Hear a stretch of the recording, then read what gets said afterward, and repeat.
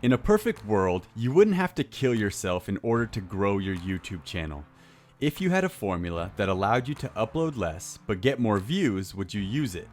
Well, of course you would. But does that formula really even exist? I mean, how could someone upload less and get more views? Well, some YouTubers out there have actually figured this out. So the question is how are these YouTubers, like Sophia Nygaard, able to get over 1.5 billion, yes, I said billion views, with only 170 uploads? Well, in today's episode, we take a look at her channel and try to figure out this secret formula that allows you to work less, yet make more money.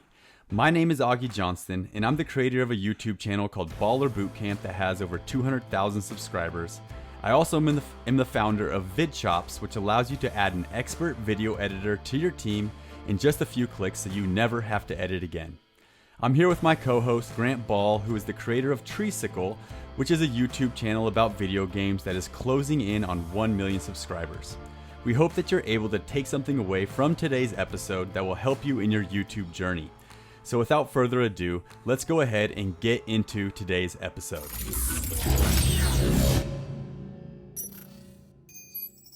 All right, welcome back everybody. We got a great episode for you today where we're going to be talking about Sophia Nygaard, where she has a channel, like I just mentioned, with 170 uploads, and she has over 1.5 billion views. So kind of what we're going to be talking about today is just how do these YouTubers, not upload very often, but still get a ton of views and make a ton of money. So with that said, Grant, you're here with me today. Good to see you, man. How you doing? I'm doing All great. right. Good to see you as well, Yes, Augie. sir. Always a pleasure. So I wanted to kind of start this off by talking about maybe a channel that you mentioned right before the call. We're going to get right into that. A channel that does not upload very often yet gets millions of views. So why don't you go ahead and explain a little bit about what that channel is and kind of their upload schedule. Sure. So the channel we're talking about is called HBomberGuy, which is kind of a weird name. His profile picture is just a dude in a banana suit with an explosion behind him. He's kind of a strange guy, but he's hilarious. And he uploads about 1.5 times a year on average. So the way that he's able to do this, his strategy, is he makes super long videos. His shortest ones tend to be like 45 minutes, and his longest ones are like 3.5 hours. So he just released 9 days ago, actually, and that already has 1.8 million views, and that is indeed a 3.5 hour video. So, his videos are just super entertaining, even though they're super long. He's always making jokes and making interesting points and cutting to new things. Like, he's able to keep your attention by not just kind of taking you along this very long story-driven video. Like, there's always a grander point to what he's doing, But then while he's taking you along this epic journey, he's making you laugh, and he's just mixing it up, cutting to new things. And I think being willing to edit your videos highly is super important for this. Like, if you're not going to release very often, you have to have a bang every time you do come back. So that's the foundation of this strategy. And I think the way, if you're wondering, well, how is it even possible? It seems like you have to upload every day to rack up views and to get, like I said, 1.5 billion views for Sophia. But what you're trying to do, I think, in these instances is trigger that algorithm, right? Like that's how they're able to do it, is every time that they upload a video, it's so high quality that the YouTube algorithm promotes it out. It recommends it to people. It shows it, as a suggested video or on the homepage. And so, when does YouTube do that? Well, YouTube does that when the video shows a lot of watch time, right? When people are clicking on, first of all, high click-through rate, right? We always talk about people are seeing the video, that they find the topic interesting, they're clicking on it, and then watching it all the way through. And like the HBomberGuy, I was just looking at, you said some of these are like an hour long. The most recent one, 3 hours and 30 minutes. Like, I can't even imagine what kind of watch time he's racking up right there, especially since, like you said, it's high quality, right? So he's not putting out a 3 hour video like once a week, that's just garbage. That's like just a Zoom meeting or something. He's putting out these highly edited, highly scripted, thought through videos that are just amazing. And I mean, I'm looking at his most recent videos. This one 9 days ago, 1.8 million. 9 months ago, 4.1 million. 1 year ago, 2.7, then 5.5. Like, these are all getting about 5 million views. So that's pretty impressive. So is there anything you would add to that, Grant, as far as like how they're able to do this? Yeah, so one thing I wanted to mention that is quite important is, so I mentioned highly edited videos and like making sure there's never a dull moment, which is difficult to do, but it takes some practice, but you could do it. And one strategy to do that with long videos is you edit the beginning of the videos a lot. So that's like very catchy. It's hard to click off. There's never a time where you're like, I'm bored. But then kind of as the video progresses, you get 20 minutes in, 40 minutes in, whatever, you can kind of drop the editing off a little bit, because now you're dedicated, you're sucked in, like you've invested enough time and you now know enough of what he's talking about to where you want the payoff. Like, you're invested. So you don't have to like baby the viewer throughout the entire video. You don't have to kill yourself editing an entire video like a TikTok, you can drop off the editing once you get past a certain point. And in this guy's case, it's like about 40 minutes, an hour into the video, you'll kind of notice that it's a bit slower, but I never find it less entertaining because it works with how the video is I think made. that's a great tip for anyone, because we always talk about you got to hook them at the beginning, but everyone, when people are talking about hooks, they're talking about like a one-liner, right? Like, you got to say like, hey, do you want to get more views on your videos? Well, I have a 3-step process that you're going to love in this video, or something like that. And that's your hook, right? And that hooks people in. But what you just mentioned is almost like a prolonged hook, where like, it's not just a one-liner. It's like the first 30 seconds or the first even 2 minutes. If you have a 30-minute video, then maybe the first 2 minutes are just so dope that that's enough to hook everyone in. And then you don't have to spend too much time on the further edit. I think that's one of the best tips, honestly, that's ever been shared on this podcast, and something that I would love to try as I start releasing more YouTube videos. I think I'm going to make my first minute or first 2 minutes just so sick and just so edited and so like just well thought out. I think that's a great tip. Yeah, it is super important. I mean, it was one of the philosophies I think that got my channel Treesicle to get as successful as it was just making the beginning of the video as entertaining as humanly possible. Like, you throw everything at the beginning of the video, like, and you don't want to like try too hard, but I would say you want to put the most effort into the beginning. And then also the conclusion. So like, you want the beginning to hook them, and like, it's funny, it's entertaining, it's like, it's clever, it's like, don't use any cliches or like anything that could possibly be less than 100% for you. Don't put it in the beginning. Like, I know this sounds very dogmatic, but like, if your goal is to succeed, you really just need to saturate the beginning with awesome. Make it awesome. And then finish strong with the conclusion. Okay. Cool. So let's jump back. So we just talked about, the HBomberGuy's channel. Let's jump back and talk a little bit about Sophia Nygaard. She is actually a YouTube legend in her field. She's kind of like a makeup lifestyle. You can't really say she's a makeup guru, but she's kind of like has a good blend of like makeup plus understanding what does well on YouTube. So she's not doing like how to do your makeup or how to do your eyeliner. She's doing like combining 7 eyeliners into one mix and testing it, like kind of like spicing up these things. So I'm going to go ahead and share her channel. We can take a look at some of her videos. Like I said, 170 videos. It's a lot, right? But she started in 2011. So, taking that into consideration, wow, it's not that many videos, but she's she's coming up on, I think, what is it? The diamond play button? What's 10 million? What's 10 million subs? Yeah, she's coming up on the diamond yes. play button, you guys, which is incredible. I mean, that's got to be like top 0.5% of YouTubers get to that level.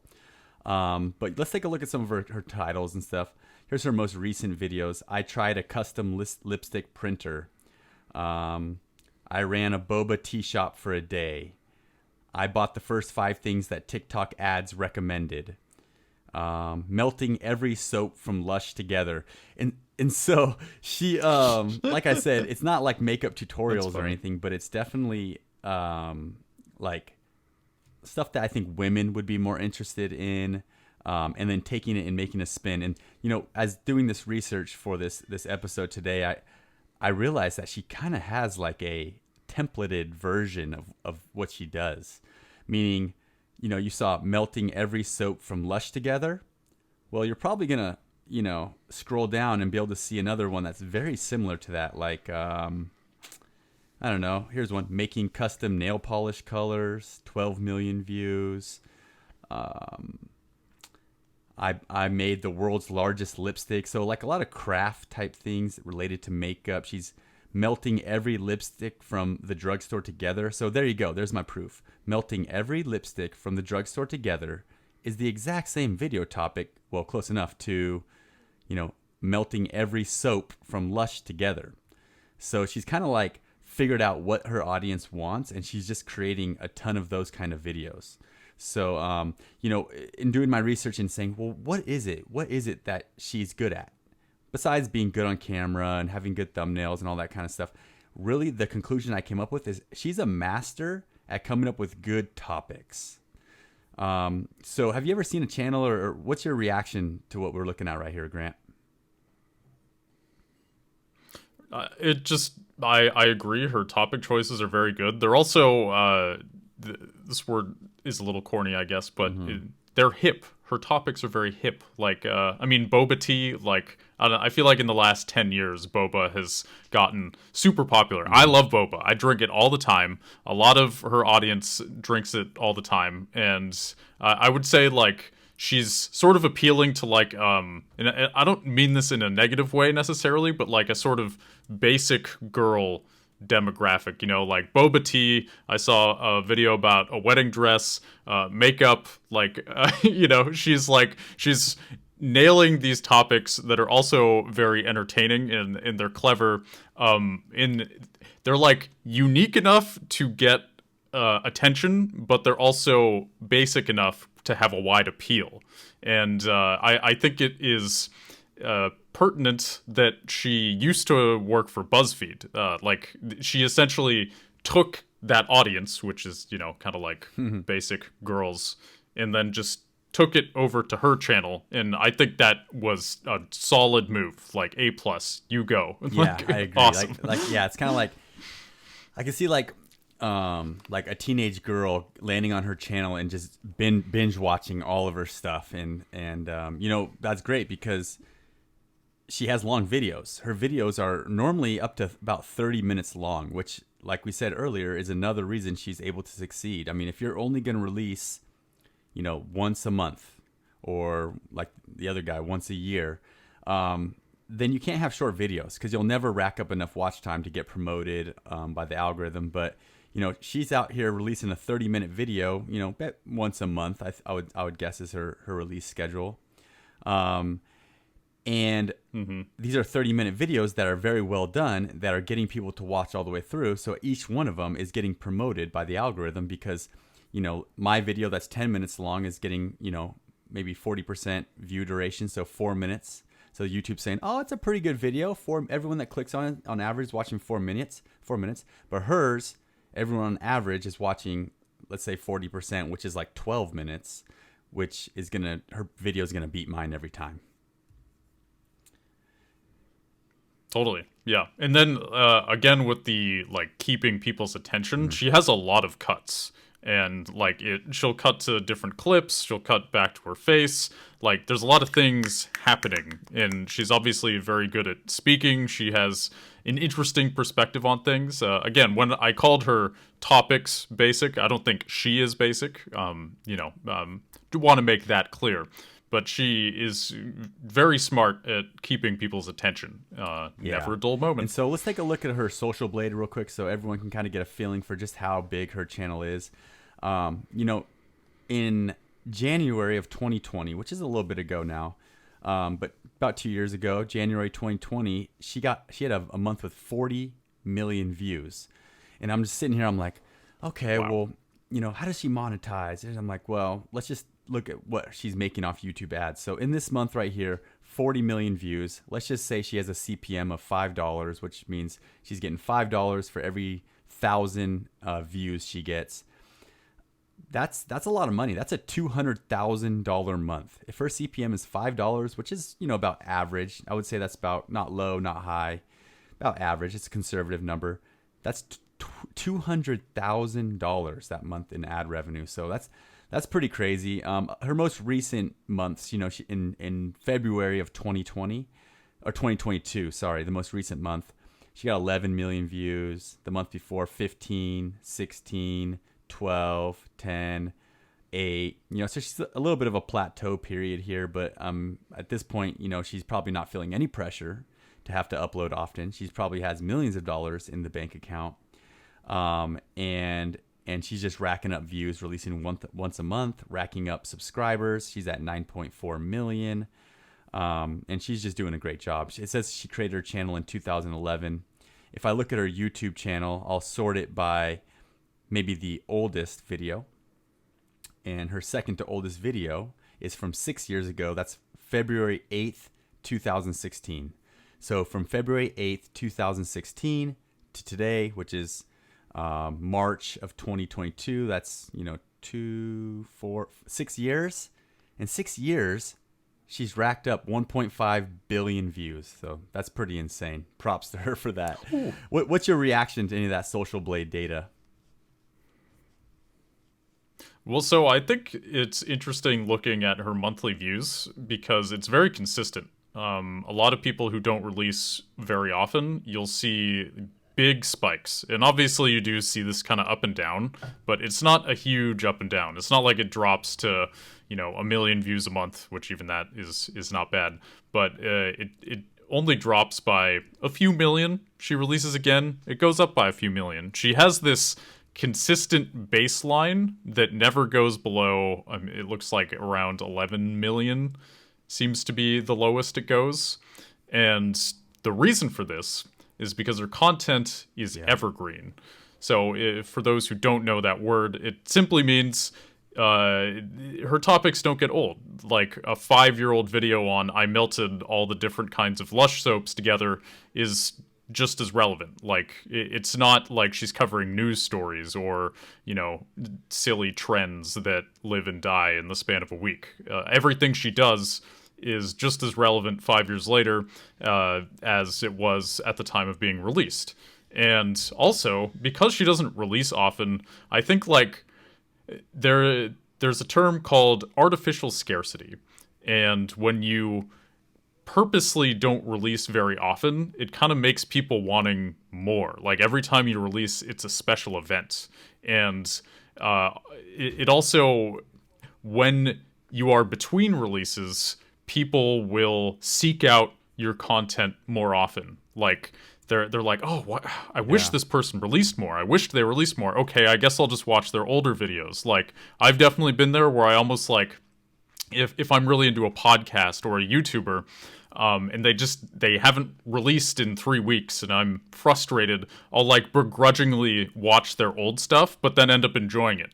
I think this is just a fact of life when it comes to artificial scarcity and evergreen that's content. A good point. If you're releasing every day, then your typical viewer or subscriber is probably going to watch like, 20% of your videos, maybe 10% of your videos.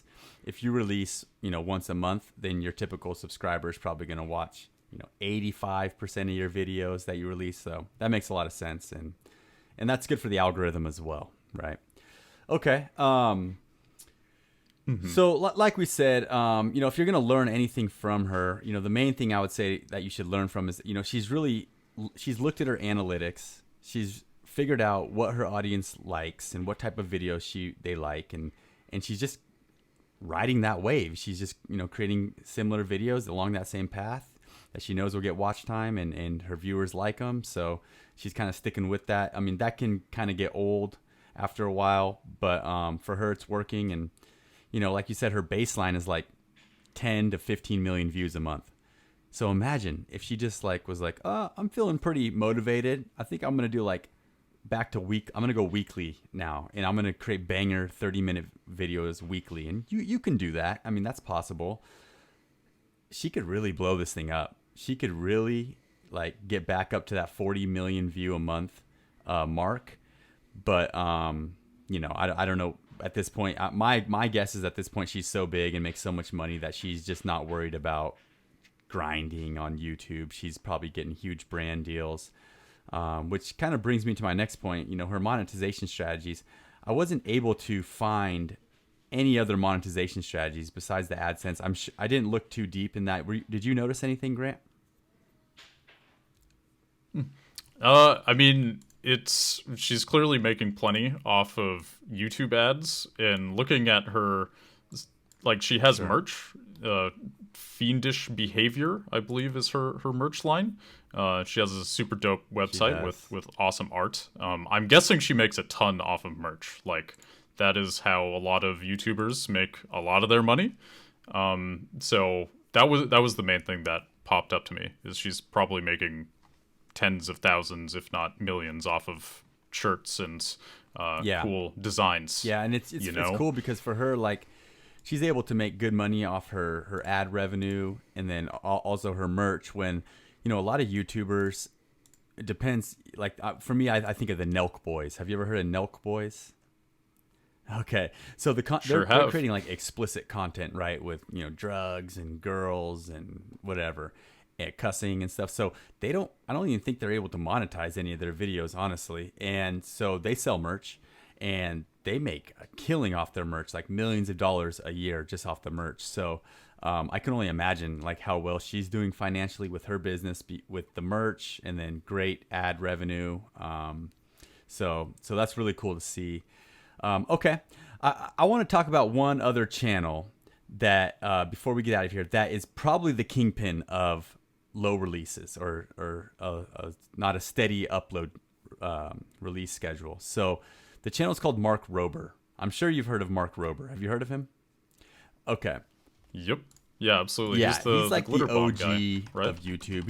His channel's from 2011. I'm gonna go ahead and bring his channel up, and he's the godfather of just quality content versus highly uploaded content or releasing videos often. If I click on some of his video topics, I mean, his video topics are not easy. It's almost like in the MrBeast realm in a way. A lot of them are science related and that kind of stuff. So in physics, he's really into physics. But here's some topics: world's largest T-shirt cannon, exploding glitter bomb 4.0. Where's one of my favorite ones is the squirrel one, backyard squirrel maze. So I'm gonna go ahead and click on that one. And so basically what this video is about is he created just a giant maze in his backyard for squirrels, because he has a lot of squirrels. And it's a 19-minute video. I'll just click through it a little bit so you can get a look at it. And it's literally just a maze. And let me go ahead and play the video as the squirrels start to go through it so you guys can get a little chuckle. But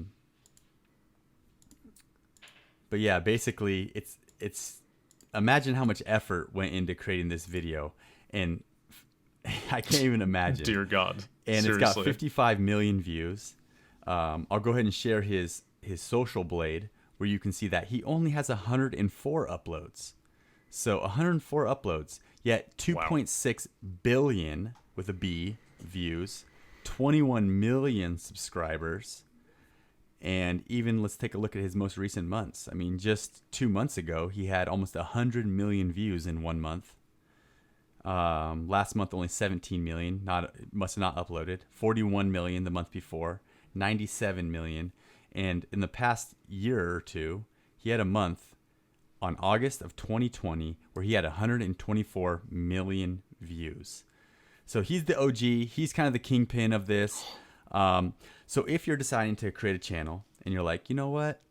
I want to just create really high quality videos. I want to release once a month or even once every 2 months. This is a great strategy where you're just creating these epic videos that garner a ton of attention. And at this point, we're not even talking about watch time with him. Yeah, YouTube promotes him out, but he's getting on the Ellen show. He's getting on talk radio. He's like becoming famous for just creating these incredible videos. What was one video that caught your attention, Grant?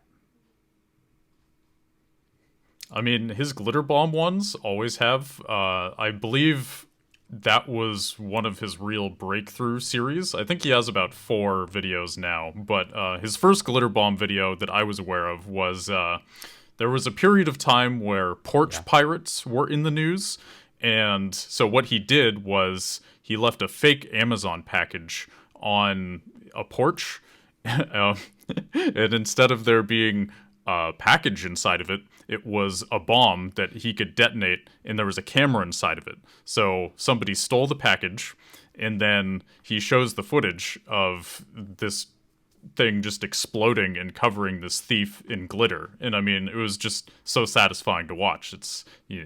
Everybody hates porch pirates, and everybody loves watching porch pirates get gotcha'd and covered in in stripper dust. You know, it's it's just a really hilarious and amazing idea, and he executed it so well. Like he had a whole build up. Like, I built this bomb, and it was this complex piece of technology, but I made it work, and bah boom bah. Now we're gonna try it out. And I again, like with these video releases that don't happen very often, you gotta go big and go home. You gotta sell it, you gotta hit hard, and obviously originality is huge, but like, don't be afraid to put in some hours is all I'm saying. Right. Because it can pay off. This guy has definitely got the formula. That glitter bomb, I guess he's got a bunch of those. It's a series, right? But glitter bomb 2.0 versus porch pirates, that's got 62 million views in 2 years. So that's incredible. I mean, that's way more views than I have on my channel. I think it's like 20 million in just one video. So, especially in the early episodes of this podcast, we talked a lot about, we analyze these channels that upload all the time, like every day. I mean, like Meet Kevin was one that uploads multiple videos a day. And that's not the only way, guys. There's other methods out there. Which one takes more effort? I don't know. Grant, what would you say? Which one would you say takes more effort? Uploading every single day, 7 days a week, or uploading once a month, but it's got to be a banger? That is a hard one. I think it really depends on how your brain works. So some people are really good at just kind of like turning it on, turning it off, turning it on, turning it off. If you're one of those people, like you tend to be more ordered than chaotic, then I would say releasing every day is going to be less effort for you. However, if you're a bit more of an artistic, creative, chaotic type where you got to get everything just right and you really want to blow people's minds every time, then I would say this method of releasing not as often is going to be less work for you because it's more natural for who you are as a person. So the answer to that really depends on who you're talking to. Yeah, that makes a lot of sense. And kind of my 2 cents or my opinion on that is kind of like, well, what is your channel about? I mean, is your channel a cooking channel? Well, it's kind of hard. I guess you could do it, but it's kind of hard to do a good cooking channel every day. I mean, setting up the camera, getting all the shots you need. I mean, it's not just cooking a meal. It takes a lot more, right? If you're making a video. So if you're creating a cooking channel, I would say, hey, release once a month, release once a week, release less, but make those videos incredible. And, show yourself going to the grocery store and buying the ingredients and finding the cheapest prices for ingredients. And then, all the prep work when you get home, and then all the cooking, the actual, the meat and potatoes of the video, you cooking and making the delicious meal. And then the aftermath, like the cleanup, what kind of cleanup does that meal have? And then sitting down with your family and enjoying the meal and maybe a little dialogue there. And, that could be a 20 to 30 minute video in itself right there. And create some great content there, and then your release schedule could be less. That was just one example that popped into my head. But yeah, if you're, like Meet Kevin, where you're just talking about the daily stocks, you can literally just have a second monitor up and be looking at the stocks and giving your 2 cents on it and hit end. And, I even know Meet Kevin, talks about his 5-minute editing routine where he edits his videos in 5 minutes and gets them online. So there's more than one way to skin a cat when it comes to YouTube, and just kind of depends, like you said, like Grant just said, what kind of videos do you want to make? What kind of person are you? And that will help you come up with it. So, all right, let's go ahead and move on. Just like maybe a couple little rapid fire questions and just comments. So, yeah. Let's do it. So, as far as an upload, like how long a video should be, at what point do you say this video is getting too long? And at what point do you say this video is too short? Would you have any kind of markers, in your opinion, Grant, or any kind of scale that someone who doesn't know much about YouTube could refer to?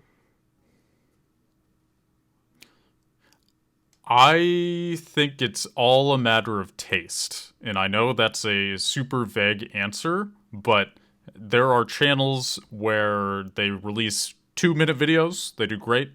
They release hour-long videos. They do great. It really is all about what are you trying to convey? What story are you telling? And you need to be honest with yourself about that, because some people, they think they can trick people, like, oh, I'm just going to add a bunch of filler in, and this paragraph's going to be a bunch of BS, and nobody's going to notice, and it's going to rack up the watch time. People will notice. Everything that you say should have a purpose to it, and your video should have an overall idea, and everything on some level should be working towards that idea. And I think you really just, when I'm writing a script at least, or creating a video, it's always like, how does one thing lead into another? And if you kind of just keep looking at things as they progress throughout a video, if one thing leads into another, leads into another, leads into another, leads into another, and it's all very smooth, and it eventually gets to the grand payoff at the end, then doesn't matter how long it is. But as soon as you start kind of going on tangents that have nothing to do with anything, or you're trying to, there have been parts of videos, I'll just cut 3 minutes out, even though I edited a bunch and worked really hard. I just kind of realize this has nothing to do with anything. I just kind of wrote it and did it for no reason. So I say it's all a matter of taste. Do you have an opinion on that? Yeah, I do. I think that's all really good tips right there. And I like how you said one thing should lead into the other. I really like that, because I think as you sit down to kind of, whether you're writing a script or putting some bullet points down, to keep that in mind. And I think even with bullet points, right? Like, so my first bullet point is this, and my second bullet point is this. And the only reason my second bullet point is this is because the first one, I'm going to lead right into that and continue to keep that viewer's attention. I think that's great. I think I would not advise people to create videos under 5 minutes. I think at that point, you're really going to struggle with the algorithm, and you're never going to get promoted. And, the algorithm, it is an algorithm. Like, it's designed for people to promote videos that people like. So always keep the human in mind, and don't try to make videos for the algorithm. Make it for the human. But you got to understand that the algorithm's so advanced that it really is in line with, keeping people watching your videos, clicking on your videos. So I would say, the sweet spot and kind of like the best practice in the industry is 10 minutes. Like, that's best practice. If you go to any conference or any, course, you take any course, they're going to recommend that you try to make your videos about 10 minutes. Now, if you're rambling, if you're at 5 minutes and you need to ramble and just BS it for another 5 minutes to get to 10 minutes, then no, that's not the way to do it. I'd rather end my 5-minute video at the end and say at the end of my video, say, hey, if you want to learn more about this, which is a different video I have, or if you want to discover the truth about this, which is a different video, then go ahead and click the link on the screen. And I would use an end card at the end of my 5-minute video with a good call to action to go and watch another one of my videos, because then you're still getting that watch time, even though your video is not 10 minutes. So there's a workaround, right? If you want to create a shorter video, just have them click on another one of your videos right at the end. Totally. Yeah. And that is a tried and true strategy, is like if people are clicking through your videos, it does just the algorithm kind of looks at it all as, wow, they watched your channel for 40 minutes when actually it was just 4 10-minute videos that they watched. Yeah, Definitely works. And you for rack sure. up those views as far as, more views and more impressions on your ads, right? So making more money. Yes. But yeah, I think that's definitely a best practice too at the end of your videos, to ask them to watch another video, whether it's a short one or a long one. But you just got to realize, if it's a long video, a very small percentage of the people that clicked on it are actually going to be watching it at the end. That's why, in the middle of your video, if you reference something interesting, why not, say, hey, I have another video about that. Go ahead and look at the note, right? The little notes that can pop up at the top of your screen. And then when you're uploading your video, you just add that little note right there so that people can click on it. There you go. You get another view. You're going to get more watch time. Hopefully that video has a good hook. And maybe that 5-minute video where someone clicked the link to another video ends up racking up 20 minutes of watch time if that video is long. So, yeah, I think that's a great idea. All right, I think this episode is getting pretty close to wrapping up. Grant, is there any other advice that you have to give as far as upload schedule or creating videos, longer videos? I would say the most important thing with creating longer videos is always know what your point is. One time, this is a bit of a tangent, but one time we had somebody who wanted to write for my channel, Tree School. They emailed us and they were like, I wrote the script and it's amazing. And it was 10 pages of nonsense. It was a super long script, but it was not good. It had no purpose. It didn't go anywhere. Think of yourself as writing a book. Books are great. You just, as long as everything flows into the next part just fine, then you're good to go. You're telling a story. And again, I do want to reiterate, hook people in the beginning, not just the first minute with longer videos, but it should be the first 5 minutes, 10 minutes, 20 minutes, relative to how long your video is. The beginning of your video that is super entertaining is going to be longer. So, put lots of effort into that and, be willing to rewrite that part 7 times. Whereas the rest of your script is, if you rewrite it twice, that's probably good enough. It's the beginning. It's the beginning, baby. That's the key. Yeah, and I think that's a gem right there. That's a little golden nugget, you guys. Your hook does not need to be a one-liner. It can be minutes, and it should be, and you should be keeping that in mind in every single video. Start applying that to the videos that you create, and you guys are going to start winning on YouTube. So thank you guys so much for listening to today's episode. If you're listening on iTunes, we'd really appreciate a 5-star review. If you are listening on Spotify, you can subscribe there and review as well. If you're watching on YouTube, please hit that subscribe button as well. And we will see you guys in the next episode. Thank you guys so much for listening.